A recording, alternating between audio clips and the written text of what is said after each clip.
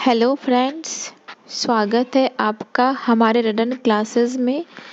मैं आपको third chapter की पादप आकार की क्वेश्चन पढ़ा चुकी थी। जीव विज्ञान की अब मैं 49 तक पढ़ा चुकी थी। अब आगे बढ़ते हैं 50 क्वेश्चन की ओर। हमारा क्वेश्चन है, पर परागण लाभदायक होता है क्योंकि इसके कारण होते हैं अच्छी संतान। पौधे में जो परागण का नर भाग होता है, नर भाग से मादा भाग पर स्थानांतरण परागण कहलाता है। नर भाग से मादा भाग का स्थानांतरण परागण कहलाता है। और फिर परागण के उपरांत ही जो है निषेचन की क्रिया होती है। निषेचन की क्रिया होती है और फिर इसके बाद प्रजनन होता है। इस तरह से आगे बढ़ता है। आगे है, वर्ती काग्र सदैव खुरदुरा एवं चिपचिपा होता है। इसमें हो जाएगा कीट परागित पुष्पों में। कीट परागित पुष्पों में कीट परागण जो होता है, कीट परागण में जो होता है पुष्प जो होता है वो रंगीन होता है, सुगंधित होता है,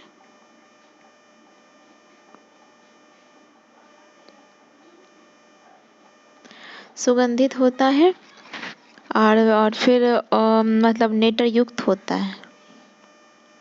नेटर युक्त होता है। और पुंकेसर जो होता है वो पुष्प के अंदर होता है। पुंकेसर पुष्प के अंदर की तरफ होता है। और परागकण जो होता है ये तो है यहाँ पे कि चिपचिपा और खुरदुरा होता है, गोल होता है। और वर्ती काग्र जो होता है, वर्ती काग्र वो चिपचिपा होता है, चिपचिपा होता है। जैसे एग्जाम्पल हो गया रोज, रोज हो गया, सनफ्लावर, सनफ्लावर हो गया। और एक होता है चाइना रोज। हाँ, चाइना, एक होता है चाइना रोज। चलिए आगे बढ़ते हैं। घोंघे द्वारा परागण क्या कहलाता है? घोंघे द्वारा परागण क्या कहलाता है? घोंघे द्वारा परागण क्या कहलाता है? तो मेलिकोफिली, मेलिकोफिली कहलाता है घोंघे द्वारा परागण। आगे है, सुगंधित पुष्पों में परागण किसके द्वारा होता है? तो ये कीट द्वारा होता है।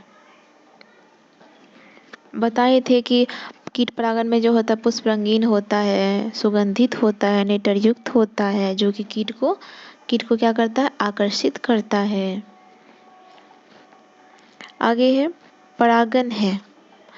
परागण क्या है? तो ये अपूर्ण विकसित नर युग्मोद्भिद होता है, युग्मोद्भिद होता है। आगे बढ़ते हैं। किसी प्रारूपिक पुष्प में अंकुरित होने वाले परागकण बीजांड में पहुंचने वाले जायांग के कई भागों से होकर गुजरते हैं। नीचे जायांग के भागों की सूची विभिन्न संयोजनों में दी गई है। उस संयोजन के चुनिए जो पराग नलिका यात्रा के सही अनुक्रम को दर्शाता है।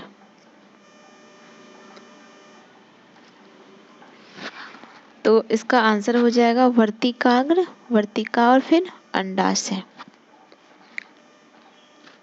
आगे है, पादपों में लैंगिक जनन के दौरान घटनाओं का सही अनुक्रम कौन सा है?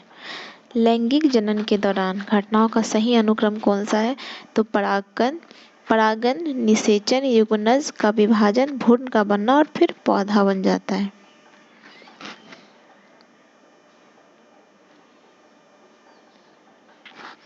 आगे मादा पुष्प के किस भाग में निषेचन होता है? मादा पुष्प के किस भाग में निषेचन होता है? तो ये अंडाशय में निषेचन होता है। आगे है, निषेचन क्रिया क्या है? तो निषेचन क्रिया क्या? एक नर युग्मक का अंडाणु से संयोजन जो होता है वो निषेचन क्रिया है।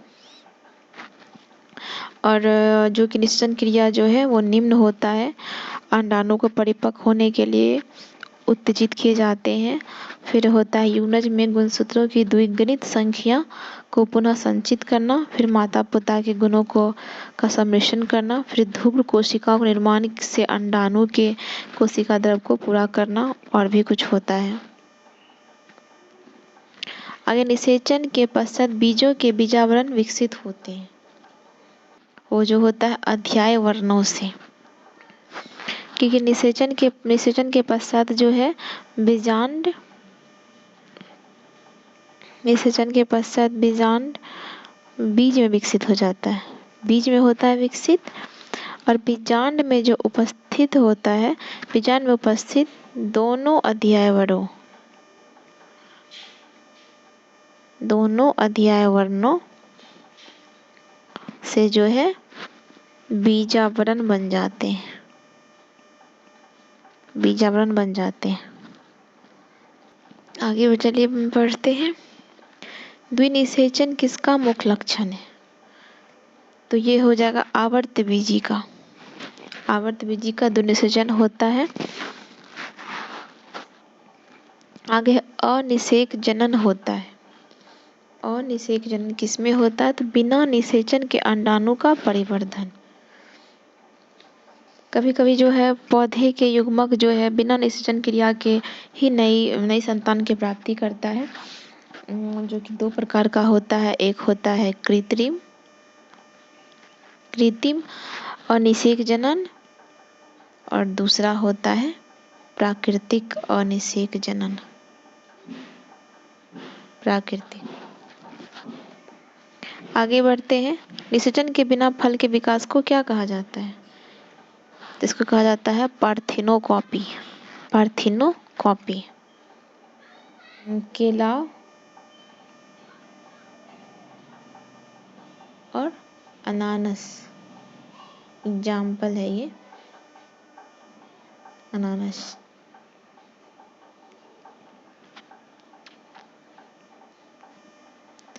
निम्नलिखित में से कौन सा फल अनिषेक फलनीय है? अनिषेक फलनीय बताए थे अभी, बिना निषेचन के होता है। तो इसमें कौन सा हो जाएगा? केला हो जाएगा। गुद्देदार थैलेमस किसमें खाने योग्य होता है? गुद्देदार थैलेमस जो है वो सेब में खाने योग्य होता है। और सेब का रंग जो है वो रेड तो होता ही है, एक रेड होता है और एक ग्रीन भी होता है। और इसका वैज्ञानिक भाषा में इसका नाम है मेलस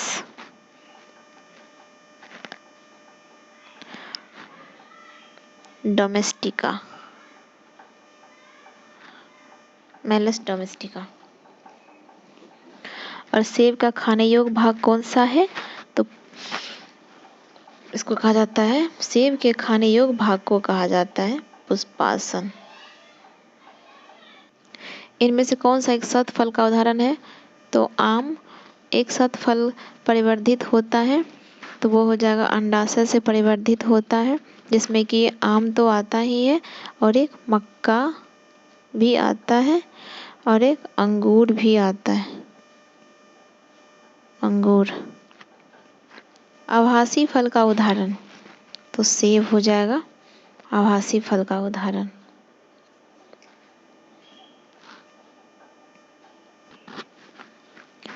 आभासी फल में जो है वो जो होता है ना, अंडाशय के अलावा पुष्प के अन्य हिस्सों जैसे कि होता है ना ये बाह्यदल पुंज, बाह्यदल पुंज, दल पुंज और पुष्पासन, इससे फल विकसित होता है। और ऐसे फल को ही क्या कहते हैं? आभासी फल कहते हैं।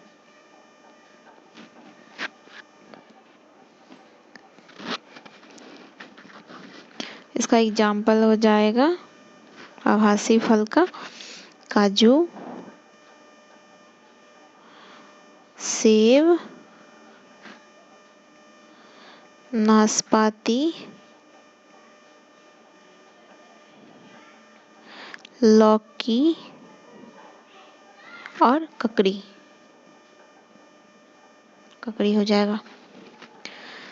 आगे निम्नलिखित में से कौन एक सच्चा फल नहीं है? सच्चा फल नहीं है, इसका हो जाएगा खजूर। खजूर जो है वो सच्चा फल नहीं है। आगे नारियल तथा आम के फल होते हैं। नारियल तथा आम के फल होते हैं ड्रूप। ड्रूप होता है। दोनों नारियल तथा आम जो है दोनों ही ड्रूप के होते हैं। आम में जो होता है मांसल फल भित्ति खाने योग्य होता है। मांसल फल भित्ति।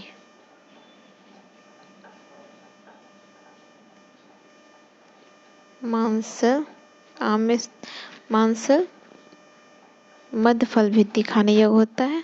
और फिर नारियल में क्या होता है, तो इसका होता है भ्रूणपोष। भ्रूणपोष खाने योग्य भाग होता है। आगे लीची फल का खाने योग्य भाग होता है एरिल। लीची का तो जानते ही है। उसके बाद है सेब एवं नाशपाती में खाने योग्य भाग होता है। सेब एवं नाशपाती में तो मांसल पुष्पासन। आगे है फलों का वह प्रकार जिसमें लीची को रखा जा सकता है। फलों का वह प्रकार जिसमें लीची को रखा जा सकता है तो वो है नट। आगे है निम्न में से कौन सा एक लक्षण पादप के तने के रूपांतरण का एक संकेत है, तो इसका हो जाएगा मटर में प्रतान का पाया जाना। अनानास किस प्रकार का फल है, अनानास जो है साइकोनस है।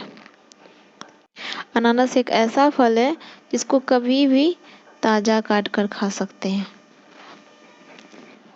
इसमें कई तरह के पोषक तत्व होते हैं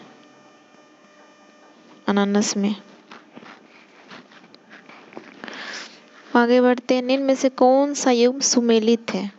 कौन सा युग्म सुमेलित है, तो केला और बेरी सुमेलित है। 78 है निम्नलिखित में से कौन सा कारक बीजों के प्रकीर्णन द्वारा पादपों के प्रवर्धन में योगदान नहीं करता है, तो कवक हो जाएगा। नाशपाती का कौन सा भाग खाया जाता है, नाशपाती का कौन सा भाग खाया जाता है, तो इसका हो जाएगा गुद्देदार पुष्पासन। किस पौधे में बीज होता है लेकिन फल नहीं होता है, ऐसा कौन सा पौधा है जिसमें बीज होता है लेकिन फल नहीं होता है, इसका हो जाएगा साइकस। साइकस एक जीनस है, ये जो है ना एक क्या है, जीनस है। साइकस जो है जीनस, जो छोटे तार जैसे पेड़ होते हैं।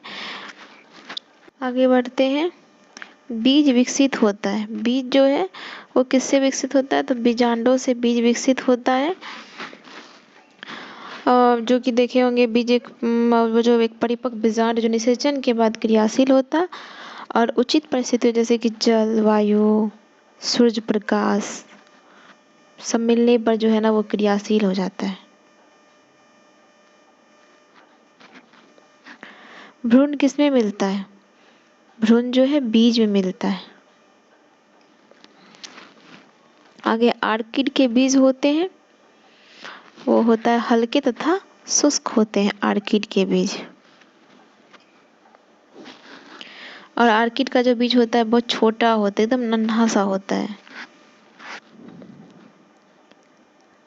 और एक फल से जो है एक फल से 1000 बीज आता है आर्किड में।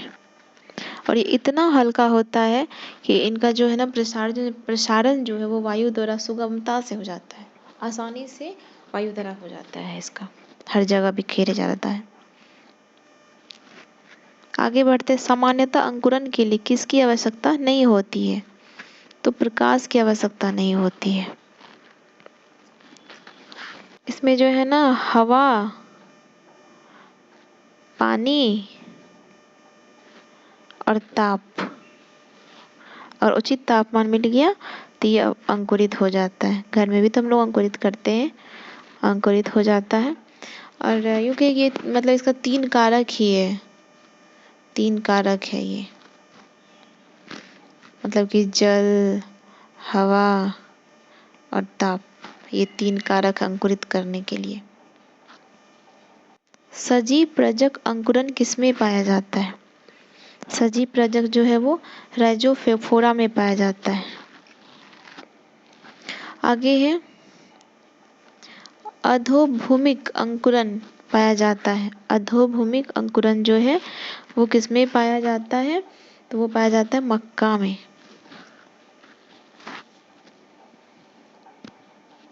और एक हो जाता है एक चना में भी पाया जाता है अधोभूमिक। आगे है भूमपोरिक अंकुरण पाया जाता है, भूमपोरिक अंकुरण, तो ये अरंडी में पाया जाता है भूमपोरिक अंकुरण। और एक हो जाता है सेम में, सेम में भी पाया जाता है। पौधों में पितृस्थ अंकुरण का अभिप्राय क्या है? तो जनक वृक्ष पर लगे हुए फल के भीतर बीजों का अंकुरण।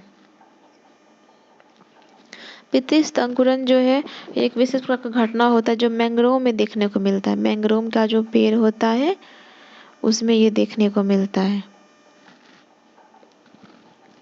और मैंग्रोव वृक्ष के जो होता है ना बीज का अंकुरण जो होता है ना वो वृक्ष के ऊपर ही होता है, मातृ वृक्ष के ऊपर जो ज़्यादा वो हो जाता है, इसलिए इसको पितृस्थ अंकुरण कहते हैं। बीजों का अंकुरण के दौरान भ्रूण का जो भाग जड़ के रूप में वर्धित होता है वह क्या है? बीजों के अंकुरण के दौरान भ्रूण का जो भाग जड़ के रूप में वर्धित होता है तो वो हो जाएगा आप लोगों को मूलांकुर। अगर निम्नलिखित में से कौन सा एक कीटाहारी पादप है? तो ये पता ही है घटपर्णी है। कीटाहारी पादप कौन सा है? तो घटपर्णी है। जो कि ये नेफेंथेंसी होता है ना, नेफेंथेंसी कुल का जो है ये कीटभक्षी पौधा है, कीटभक्षी पौधा भी कहते हैं, जो कि श्रीलंका,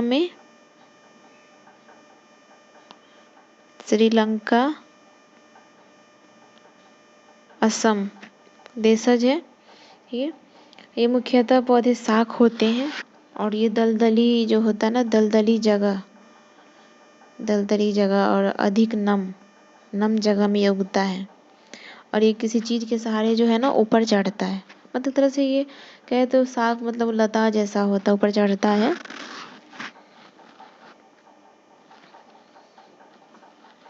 इसका आकार जो होता है ना वो घड़े जैसा होता है। इसका जो ऊपर वाला भाग होता है वो घड़े जैसा होता है।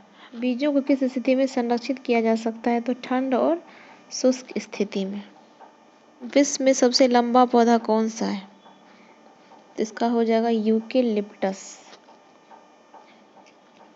इसकी जो है ना ये 600 जातियां हैं, लगभग 600 जाति है, जो अधिकांशतः जो है ना ये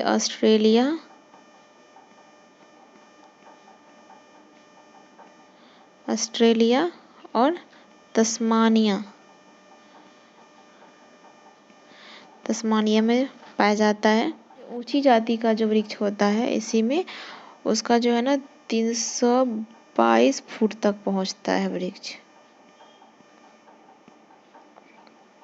आगे निम्नलिखित में से कौन सा युग्म सुमेलित नहीं है? तो इसका हो जाएगा घटपर्णी और जलोद्भिद।